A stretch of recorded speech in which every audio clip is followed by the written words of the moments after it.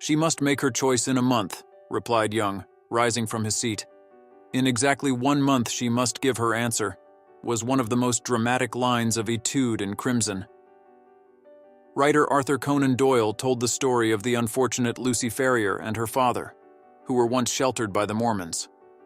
Lucy was in love with Jefferson Hope, a Christian, but the girl was given in marriage to Enoch Drebber against her will. A month after the wedding, she died of grief.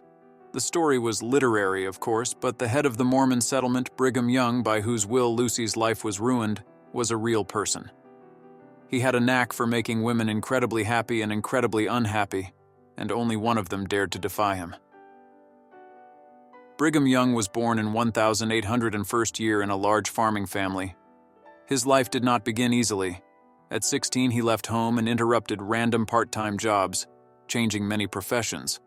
Was a carpenter, glazier, and painter. At the age of 23, 2 important events occurred in Young's life. He joined the Methodist Church and married. 8 years later, his spouse died, leaving him with 2 young children in his arms. From then on, Young delved deeper into religion, especially after his imagination was struck by the Book of Mormon, published 2 years earlier by the movement's founder Joseph Smith. Brigham Young joined the Mormons, was baptized, and chose the path of a preacher traveling the United States to introduce people to Mormonism. Within a few years, he became a prominent religious figure. His fame grew, and his number of followers grew. After Smith's funeral, Young took over the church, concentrating power in his hands. As the years passed, Brigham's influence grew. First, he became the first governor of Utah. Mormons have considered that state their home ever since. It ended in a 2-year war in the late 1850s, with U.S. government forces opposing the Mormons led by Young. Though the latter lost, their cause was alive, and Young himself remained an influential man. The same years also saw the birth of polygamy in Mormon families. It was Young who fathered the practice, saying in his sermons, "But the first wife will say, 'It's hard because I've lived with my husband for 20 or 30 years and raised his children. Then I say it's time to give it to other women who will bear children.'" Brigham Young strove to be an example to his followers. He had a total of 56 wives, some of whom were for eternity, that is, and in the afterlife, while others were only for a time until his funeral. In addition, Mormonism allowed for divorce. Young divorced 10 of his wives. It is believed that not all women married of their own free will.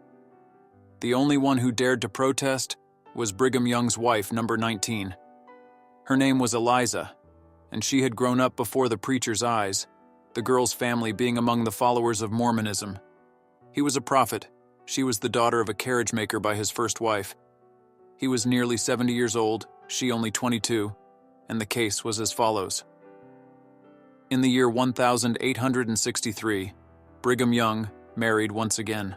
His chosen wife was a determined woman named Amelia, who put his succession of marriages on hold for a time and took control of the harem.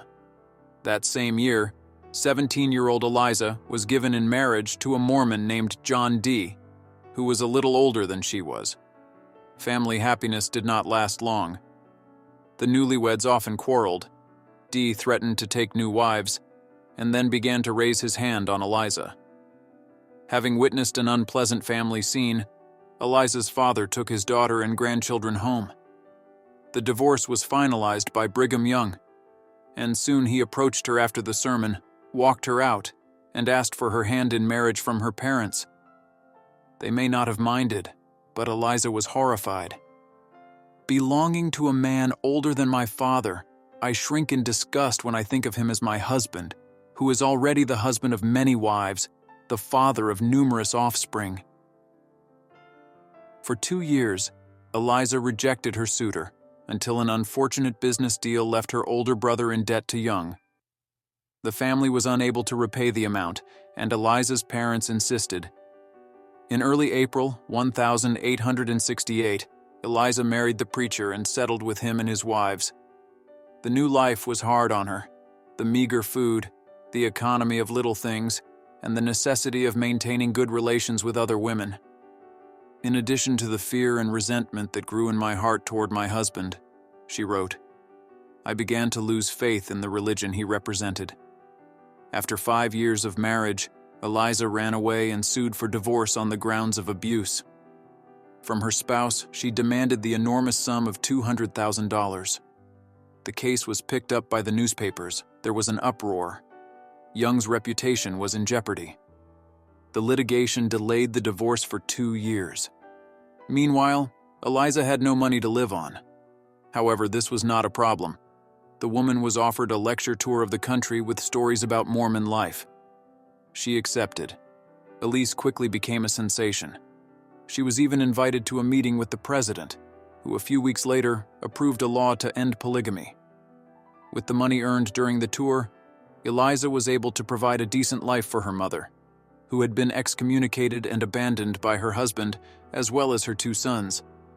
By court order, Young was required to pay her $500 a month, but these payments were later rescinded because their marriage was declared polygamous and legally invalid. Preacher Brigham Young passed away in the year 1887. Eliza survived him by 30 years. She lived a long life, wrote an autobiographical book, Wife Number 19, married a 3rd time, this time to a man outside the Mormon Church, and left her mark on American history with her tireless fight against Mormonism and polygamy.